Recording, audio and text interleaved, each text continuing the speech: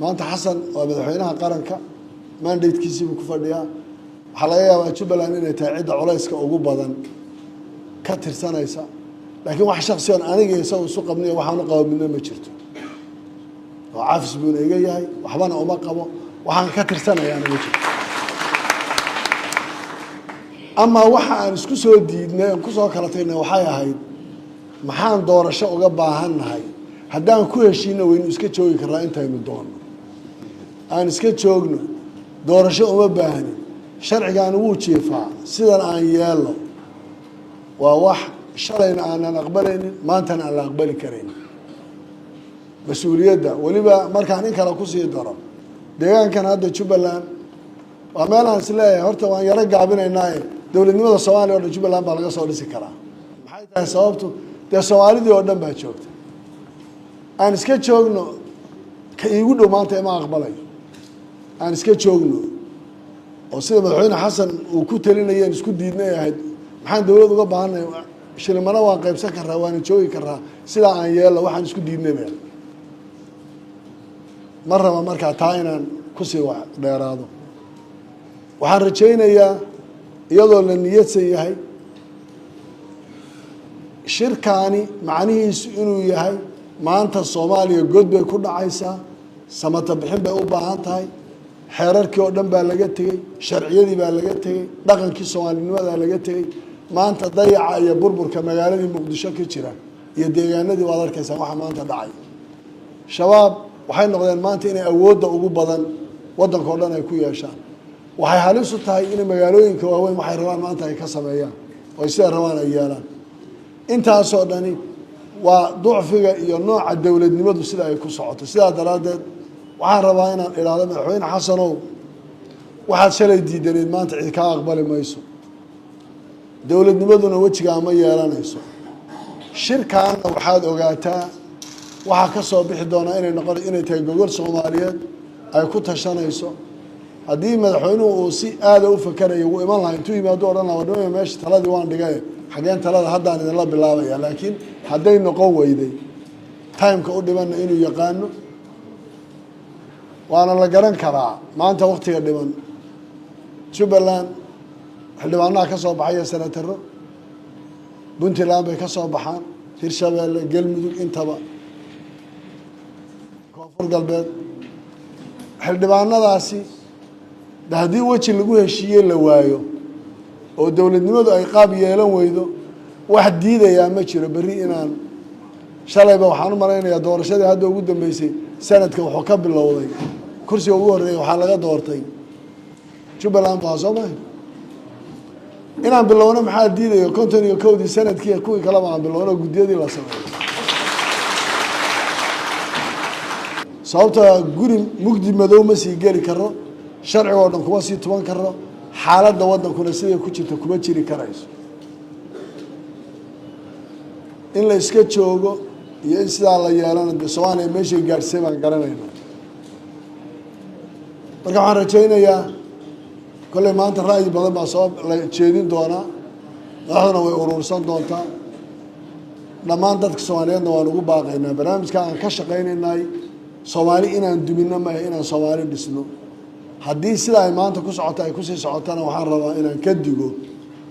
oo khalkhalka siyaasiga nooca uu sii dhaco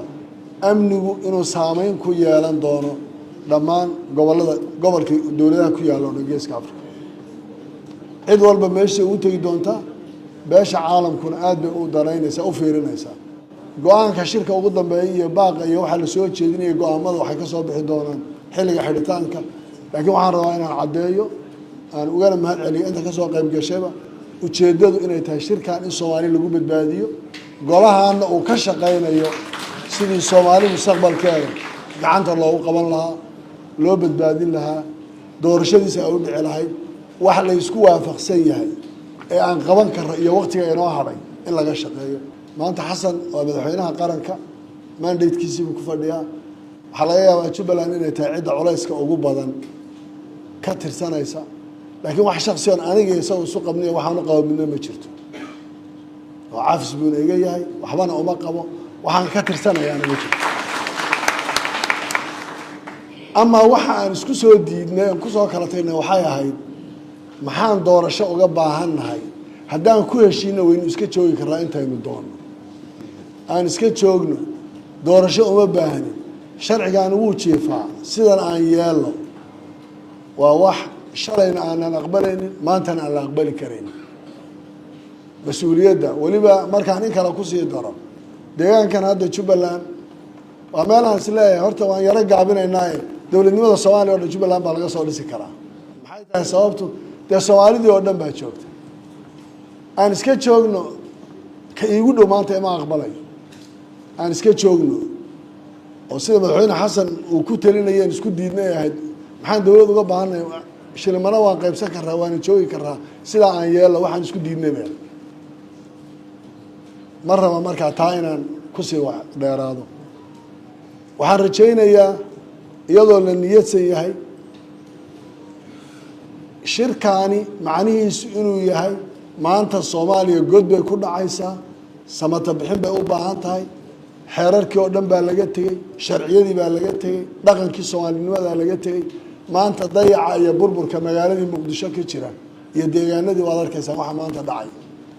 shabaab waxay noqdeen maanta inay awoodda ugu badan wadanka oo dhan ay ku yeeshaan waxay halis u tahay in magaalooyinka waaweyn waxay rabaan maanta ay ka sameeyaan oo sida rabaan ay yeelaan intaas oo dhani waa ducfiga iyo nooca dawladnimadu sida ay ku socoto sida daraadeed waxaan rabaa inaan ilaalo madaxweyne xasanow waxaad shalay diidaneed maanta cid ka aqbali mayso dawladnimaduna wajiga ma yeelanayso shirkaana waxaad ogaataa waxa ka soo bixi doona inay tahay gogol Soomaaliyeed ay ku tashanayso haddii madaxweynuhu uu si aad u fakarayo uu iman lahaa intuu yimaado oran lahaa wadooyin meesha taladii waan dhigay xageen talada haddaan idin la bilaabaya laakiin hadday noqon weyday timeka u dhiman inuu yaqaano waana la garan karaa maanta waqtiga dhiman Jubbaland xildhibaanaha ka soo baxaya senataro Puntland bay ka soo baxaan Hirshabeelle Galmudug intaba Koonfur Galbeed xildhibaanadaasi haddii waji lagu heshiiyey la waayo oo dawladnimadu ay qaab yeelan weydo wax diidaya ma jiro bari inaan shalayba waxaan u maraynayaa doorashadii hadda ugu dambeysay sanadka wuxuu ka bilowday kursiga ugu horeeyay waxa laga doortay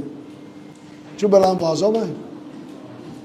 inaan bilowno maxaa diidayo konton iyo kowdii sanadkii kuwii kala baan bilowno gudiyadii la sameeyay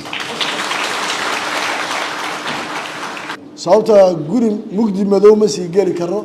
sharci oo dhan kuma sii tuban karo xaaladda wadankuna sidii ku jirta kuma jiri karayso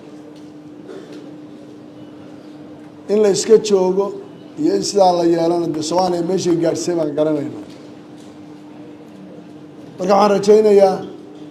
kolley maanta ra'yi badan baa soo jeedin doona madaxduna way urursan doontaa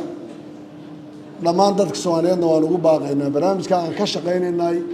Soomaali inaan dumino ma inaan Soomaali dhisno haddii sida ay maanta ku socoto ay ku sii socotana waxaan rabaa inaan ka digo